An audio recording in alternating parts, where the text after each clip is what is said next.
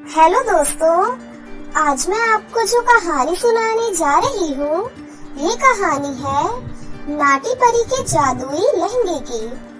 तो चलिए दोस्तों, देखते हैं आज की ये कहानी। परी लोक में रानी परी अपनी 2 जुड़वा बेटियों के साथ रहती थी। उनका नाम ज़ारा और सारा परी था। वो दोनों दिखने में बहुत ही खूबसूरत थी, लेकिन उन दोनों में सिर्फ एक ही कमी थी कि उनका कद बहुत ही छोटा था। ज़ारा और सारा को देखकर परी लोक की सारी परियां उनका बहुत मजाक बनाती थी। एक बार कुछ परियां बगीचे में सेब तोड़ रही थी कि तभी वहाँ पर ज़ारा और सारा परी पहुँच जाती है। अरे, तुम सब ये क्या कर रही हो? हम बगीचे से सेब तोड़कर खा रहे हैं। अरे वाह, हमें भी सेब खाने हैं। हमें भी एक सेब दो ना। ज़ारा और सारा, तुम दोनों पहले अपने आप को देखो। तुम दोनों तो इतनी लंबी हो, सेब तो तुम खुद भी तोड़ सकती हो। चलो चलो, अब जल्दी से पेड़ के सहारे सेब तोड़ कर लाओ। सभी परियां जोर जोर से उन दोनों पर हंसने लग जाती हैं। बानी बानी बानी। दोनों परियां उदास होकर वहाँ से चली जाती हैं। इसी तरह काफी दिन बीत जाते हैं। अब ज़ारा और सारा परी जवान हो चुकी थी। एक दिन महल में परियों का स्वयंवर चल रहा था। तभी ज़ारा और सारा परी भी वहाँ पहुँच जाती है। सभी परियां ज़ारा और सारा को देखकर जोर जोर से हंसने लग जाती हैं। अरे ओ, यहाँ परियों का स्वयंवर है, ना कि बौनियों का। ये तुम कैसी बातें कर रही हो? हम भी तो शादी लायक हैं, इसीलिए हम भी स्वयंवर के लिए आए हैं। अरे, तुम लोगों से शादी करेगा कौन? तुम्हें तो तुम्हारे ही टाइप के कोई नाटे लड़के ढूंढने पड़ेंगे। तभी वहाँ पर रानी परी आ जाती है। दोस्तों, रानी परी ज़ारा और सारा परी से बहुत प्यार करती थी। मैं कहती हूँ तुम सब चुप रहो, इस तरह किसी का मजाक नहीं उड़ाया करते। ज़ारा और सारा परी बहुत ही समझदार और शक्तिशाली परियां हैं। मेरी बच्चियों, तुम परेशान मत हो। मैं तुम दोनों की शादी बहुत ही अच्छे और होनहार राजकुमारों से करवाऊंगी। रानी परी की ये बात सुनकर ज़ारा और सारा बहुत खुश हो जाती हैं, लेकिन बाकी परियां चिढ़ जाती हैं। फिर कुछ दिनों बाद रानी परी अजित और सुजित नाम के 2 राजकुमारों के साथ ज़ारा और सारा परी की शादी करवा देती है। अजित बहुत अच्छे स्वभाव का था। वो ज़ारा से बहुत प्यार करता था और उसका बहुत ख्याल रखता था। वहीं दूसरी तरफ सुजित एक बहुत ही घमंडी और बुरा लड़का था। सारा, मैं तुम्हें बिल्कुल पसंद नहीं करता। अरे, अपने आप को देखो जरा, तुम कितनी बौनी हो, और मुझे देखो, मैं कितना लंबा और हैंडसम हूँ। मैंने सिर्फ रानी परी की वजह से ही तुमसे शादी की है। उनके लिए तुम मेरी पत्नी हो सकती हो, लेकिन मेरे लिए तुम सिर्फ एक नौकरानी ही हो। सुजित सारा से घर का सारा काम करवाता था और बदले में उसे बहुत मारता था। एक दिन सुजित तैयार होकर कहीं जा रहा था। तभी वहाँ पर सारा पहुँच जाती है। कहीं जा रहे हैं आप? हाँ, मेरे दोस्त का आज जन्मदिन है। मैं उसकी पार्टी में जा रहा हूँ। सुनिए, मुझे भी पार्टी में गए हुए काफी समय हो गया है। मुझे भी साथ ले चलिए प्लीज। अरे, पागल है क्या तू? तुझ जैसी बौनी को यदि उन्होंने मेरे साथ देख लिया तो पता है मेरा कितना मजाक बनेगा। जा यहाँ से और अपने काम पर ध्यान दे।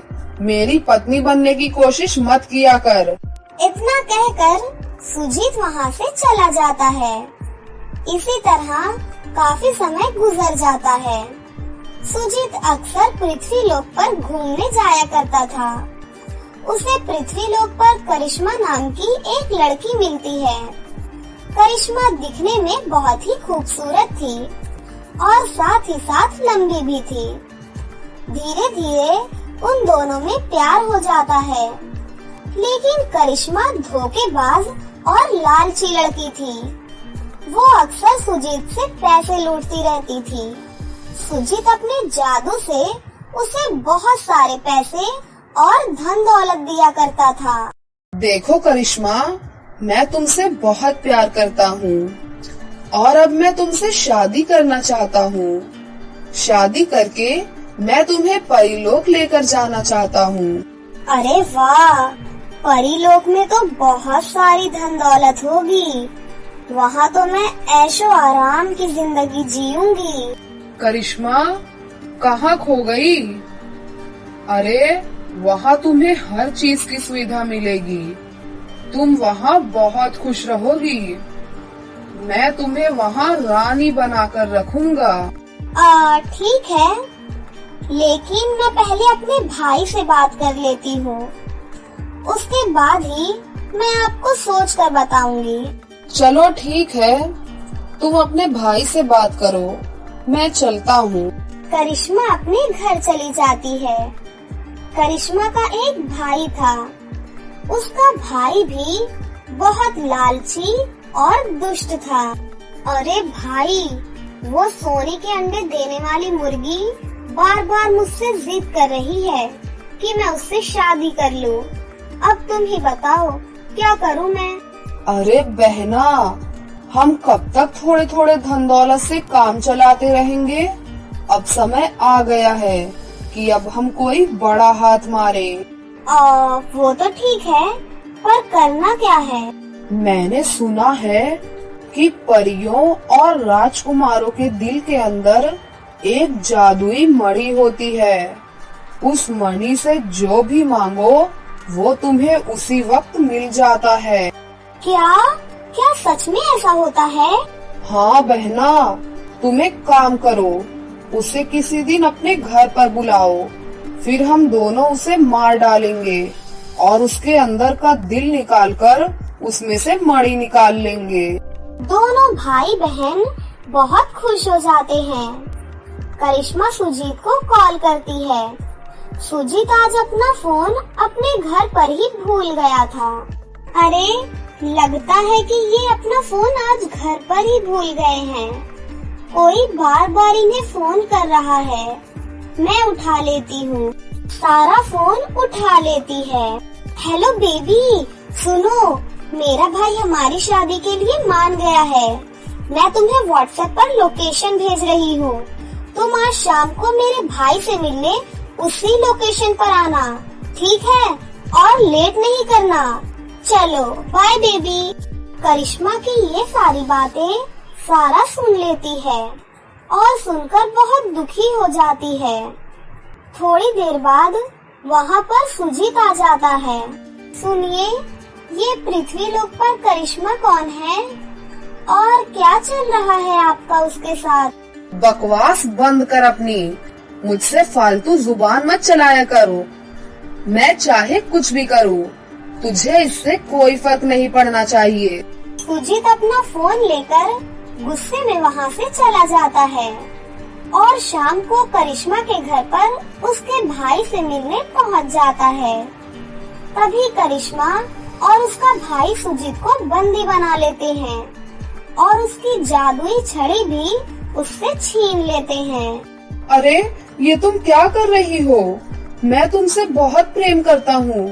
ये जबरदस्ती क्या कर रहे हो तुम दोनों? अबे उल्लू, मैं तेरे से कोई प्रेम नहीं करती। तू तो बस मेरे लिए सोने के अंडे देने वाली मुर्गी है। अपनी शक्ल देख पहले, मुझसे शादी करेगा।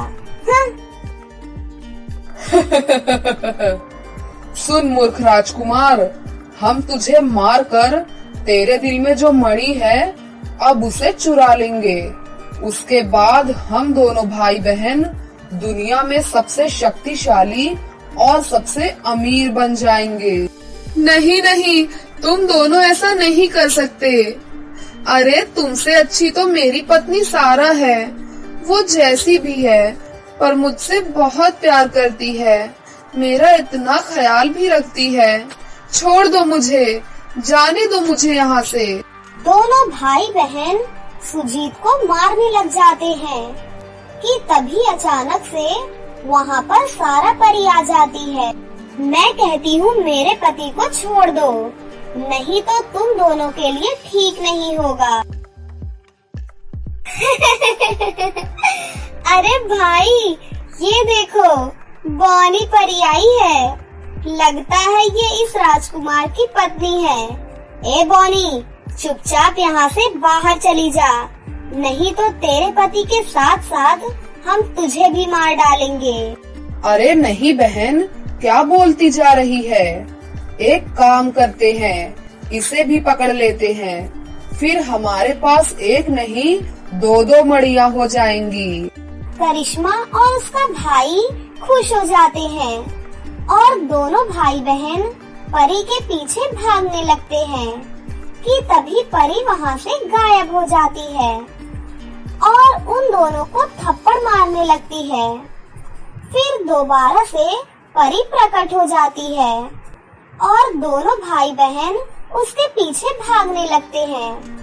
परी दोबारा से गायब हो जाती है और दोनों भाई बहनों की बहुत पिटाई करती है। अरे छोड़ो हमें, हमें इतना परेशान मत करो, नहीं तो हम तुझे तड़पा तड़पा कर मारेंगे।